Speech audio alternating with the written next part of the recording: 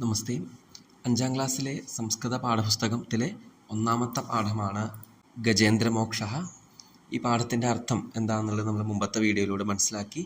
ഇനി ഈ വീഡിയോയിലൂടെ പാഠത്തിലുള്ള പാഠഭാഗത്തിലെ ചോദ്യങ്ങളും ഉത്തരങ്ങളും ടെക്സ്റ്റ് ബുക്ക് സൊല്യൂഷൻ നമുക്ക് നോക്കാം. പഠന പ്രവർത്തനാനി ഏകപദേന ഉത്തരത. ഇന്ദ്രദ്യുമ്നഃ വിഷ്ണോഃ പൂജാർത്ഥം കുത്ര അഗച്ഛത്.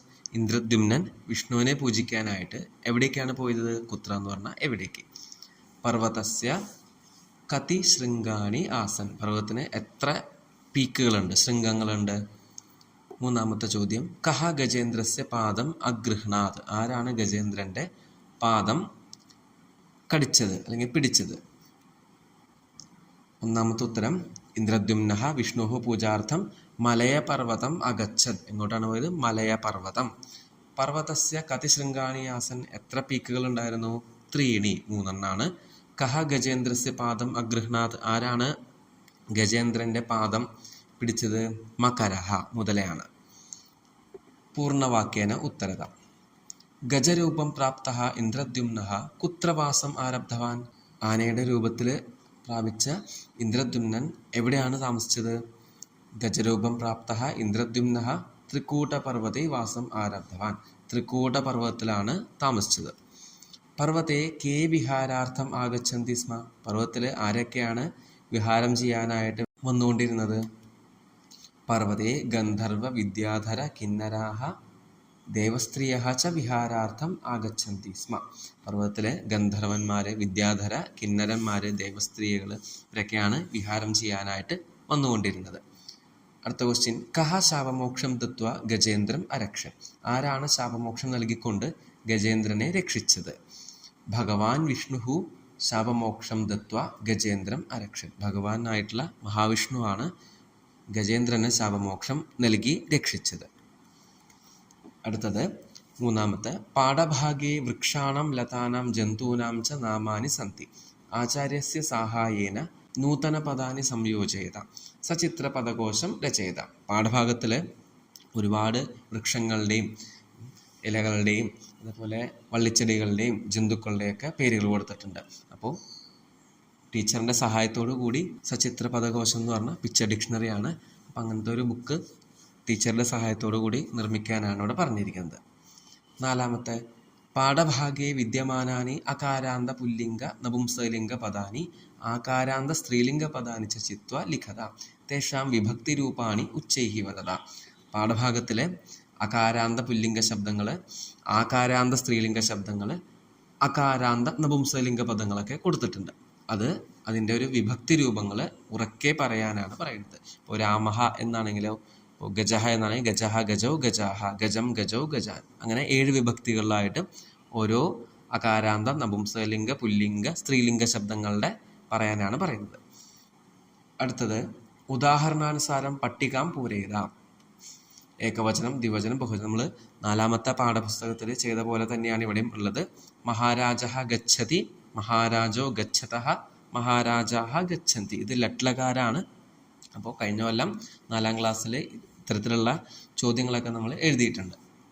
സിംഹഃ ഗർജതി, സിംഹൗ ഗർജതഃ, സിംഹാഃ ഗർജന്തി. ത്വം പിബസി, യുവാം പിപഥഃ, യൂയം പിപഥ. അഹം വദാമി, ആവാം വദാവഹ, വയം വദാമഹ. അഹം അർച്ചയാമി, ആവാം അർച്ചയാവഹ, വയം അർച്ചയാമഹ. വൃക്ഷഃ തിഷ്ഠതി, വൃക്ഷൗ തിഷ്ഠതഃ, വൃക്ഷാഃ തിഷ്ഠന്തി. രമാ വദതി, രമേ വദതഃ, രമാഃ വദന്തി. അടുത്തത്, ഉദാഹരണാനുസാരം വാക്യപരിവർത്തനം കുരുത. ഉദാഹരണം അനുസരിച്ച് വാക്യം പരിവർത്തനം ചെയ്യുക, ചേഞ്ച് ചെയ്യാനാണ്. അപ്പോൾ ലെഫ്റ്റ് സൈഡിൽ ലട്ലകാര സെൻറ്റൻസുകളുണ്ട്, ലോട്ട്ലകാര സെൻറ്റൻസ് റൈറ്റ് സൈഡിലുണ്ട്. ഉദാഹരണം നോക്കാം. രാമഃ വനം ഗച്ഛതി. രാമൻ വനത്തിലേക്ക് പോകുന്നു. അത് ലട്ലകാരാണ്, പ്രസന്റ് ടെൻസ് ആണ്. ഇനി ലോട്ട്ലകാരാക്കുമ്പോൾ എങ്ങനെയാണ്? രാമഃ വനം ഗച്ഛതു. ഛാത്രാഃ സംസ്കൃതം പഠന്തി. ലോട്ട്ലകാരത്തിൽ ഛാത്രാഃ സംസ്കൃതം പഠന്തു. പഠന്തി എന്നുള്ളത് പഠന്തു എന്നാക്കണം ലോട്ട്ലകാരത്തിൽ. സുശീല ഗായതി, സുശീല ഗായതു. ഗായതി എന്നുള്ളത് ഗായതു. സർവേ സുഖിനഃ ഭവന്തി, സർവേ സുഖിനഃ ഭവന്തു. ഭവന്തി എന്നുള്ളത് ലോട്ട്ലകാരത്തിൽ ഭവന്തു. ജനാഹ ദേവാൻ നമന്തി, ജനങ്ങൾ ദേവന്മാരെ നമിക്കുന്നു. ജനാഹ ദേവാൻ നമന്തു. അപ്പോൾ ഗച്ഛതി ഗച്ഛതു, പഠന്തി പഠന്തു, ഗായതി ഗായതു, ഭവന്തി ഭവന്തു, നമന്തി നമന്തു. ഏഴാമത്തെ പാഠം സമ്യക് പഠിത്വ തത്ര വിദ്യമാനാനി ക്രിയാപദാനി ആചാര്യസ്യ സഹായേന ചിത്വാ ലിഖത. നന്നായിട്ട് പാഠഭാഗം വായിച്ചിട്ട് അതിലുള്ള ക്രിയാപദങ്ങൾ എടുത്തെഴുതാനാണ്. ഉദാഹരണം അഗച്ഛത്, ആസീത്, ഇതൊക്കെ പാസ്റ്റ് ടെൻസ് ആണ്. അപ്പോൾ അകരോത്, നിശ്ചിതവാൻ, അശപത്, അവദത്, ആസൻ, ആഗച്ഛന്തി, അഭവത്, അപിബൻ മുതലായ പദങ്ങൾ ഓൾറെഡി കൊടുത്തിട്ടുണ്ട്. ഇതേപോലത്തെ പദങ്ങൾ നിങ്ങൾ എടുത്തെഴുതാനാണ് പറയുന്നത്. ലങ് ലകാരഃ ഭൂതകാലാർത്ഥം ബോധയതി. ലങ് ലകാരം എന്ന് പറയുന്നത് പാസ്റ്റ് ടെൻസ് ആണ്. അത് ഭൂതകാലം പാസ്റ്റ് ടെൻസിനാണ് നമുക്ക് മനസ്സിലാക്കി തരുന്നത്. ലങ് ലകാരേ ധാതോഹു പൂർവം ആ ഇതി ഭവതി. ലങ് ലകാരത്തിൻ്റെ പ്രത്യേകത എന്താണ്?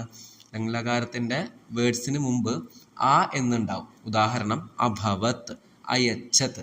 ഭവതി എന്നത് ലട്ട് ലകാരാണ്, പ്രസന്റ് ടെൻസ് ആണ്. അപ്പോൾ അതിൻ്റെ പാസ്റ്റ് അഭവത്. കരോതി എന്നുള്ളത് പ്രസന്റ് ടെൻസ് ആണ്. അപ്പോൾ പാസ്റ്റ് ആകുമ്പോൾ അകരോത്, അങ്ങനെയാണ് വരിക. പൂർവാഭ്യാസേന ലിഖിതേഭ്യഃ ക്രിയാപദേഭ്യഃ ലങ് ലകാരെ വിദ്യമാനാനി രൂപാണി ചിത്വ ലിഖത. മുമ്പത്തെ ചോദ്യത്തിൽ തന്ന പോലെ തന്നെ ക്രിയാപദങ്ങളിൽ നിന്ന് ലങ് ലകാര പദങ്ങൾ എടുത്തെഴുതാം. ഓൾറെഡി ഇവിടെ കൊടുത്തിട്ടുണ്ട്. അകരോത്, അശപത്, അപിബൻ, അവദത്. ഓൾറെഡി പറഞ്ഞു. ലങ് ലകാരത്തിൻ്റെ പ്രത്യേകത വേർഡ്സിന് മുമ്പ് ആ എന്നുണ്ടാവും. ഹ്രസ്വ അകാരാണ്, ആ എന്നല്ല, ഹ്രസ്വ അകാരാണ്. അപ്പോൾ അകരോത്, അശപത്, അപിബൻ, അവദത് മുതലായ പദങ്ങളൊക്കെ ലങ് ലകാരത്തിൻ്റെ ഉദാഹരണങ്ങളാണ്. അപ്പോൾ ഇത്രയാണ് ഒന്നാമത്തെ പാഠഭാഗം. രണ്ടാമത്തെ പാഠം നമുക്ക് അടുത്ത വീഡിയോയിലൂടെ നമുക്ക് മനസ്സിലാക്കാം. ധന്യവാദാഹ.